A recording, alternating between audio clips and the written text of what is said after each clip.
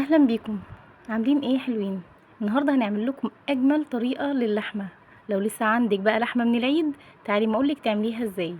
اللحمه دي بصوص الزبادي، مفيش فيها بصل ولا توم ولا اي حاجه، كمان للناس اللي مش بتحب البصل والثوم. حاجه في منتهى الجمال. يلا نشوف الوصفه اتعملت ازاي. في طاسه على النار هنحط معلقتين من الزيت، بس تكون الطاسه سخنه معانا. هنسخن الزيت كويس قوي. هننزل بقطع اللحمه، اي قطعيه لحمه انت عايزاها، بنقطعها مكعبات او شرايح براحتك انت خالص، بس مكعبات بتكون افضل بكتير. هننزل بقى قطع اللحمه كده واحده ورا التانية، ما تحطيش اللحمه مره واحده علشان ما تنزلش ميتها مره واحده، وكمان بتنشف بعد التسويه. انا حطيت اللحمه كلها زي ما انتم شايفين كده.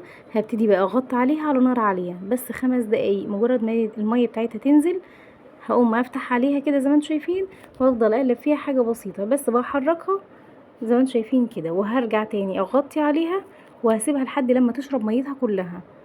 شايفين ما شاء الله اللحمه جميله معانا وقطعتها حلوه قوي.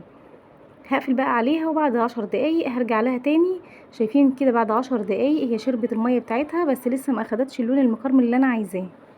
هقلب بقى فيها كده وهرجع تاني اغطيها لمدة 5 دقايق كمان على نار هادية.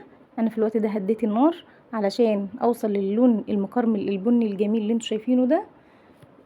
شايفين ما شاء الله. هبتدي اغطي عليها بقى كده واسيبها 5 دقايق. شايفين بقى اللون وصل لحد فين؟ انا عايزة اللون ده. شايفين جميل ازاي؟ ما شاء الله، حاجة في منتهى الجمال.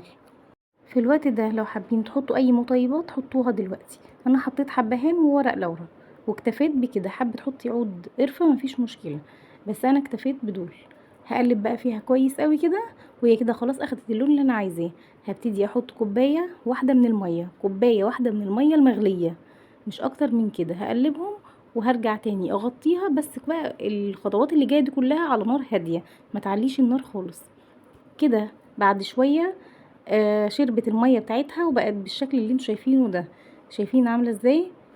ما شاء الله. واحتفظت برضو بلونها ومغمقتش اكتر لان احنا مهديين النار. هقلب بقى كويس قوي كده وهرجع تاني اضيف كمان كوبايه من الميه المغليه. هدمج بقى الميه مع اللحمه كده زي ما انتوا شايفين، وهرجع تاني اغطيها على نار هاديه.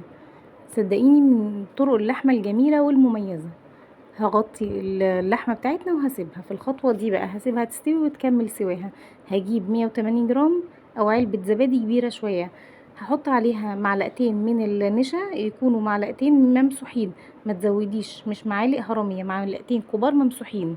هنزل النشا على الزبادي وهدوبهم في نص كوبايه من الميه البارده او ميه من الحنفيه عاديه خالص، ما تحطيش ميه سخنه.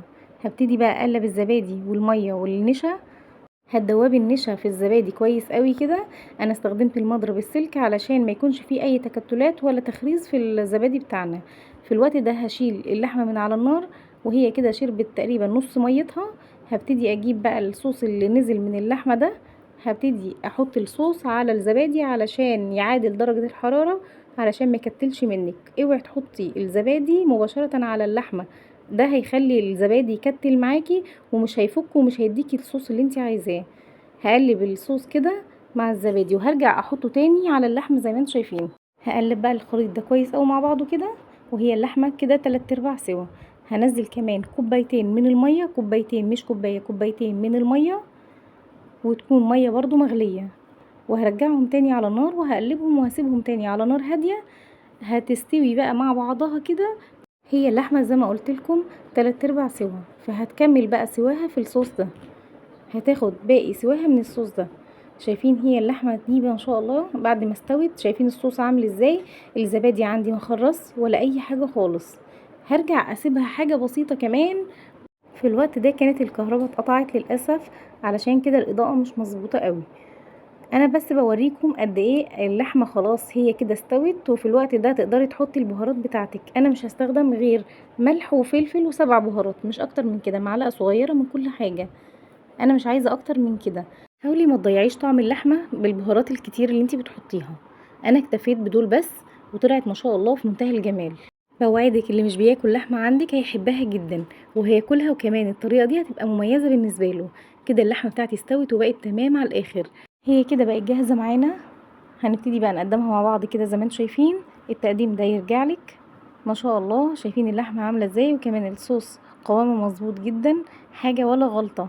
اللهم بارك. حاولي تقدمي اكلك دايما بشكل حلو علشان العين بتاكل قبل البق. شايفين ما شاء الله قد ايه دايبه، مش متحمله الشوكه اصلا تتحط فيها. جربي بقى الطريقه دي ومش هتندمي. لو وصلتي بقى معايا لحد هنا متنسيش الاشتراك في القناه واللايك والشير.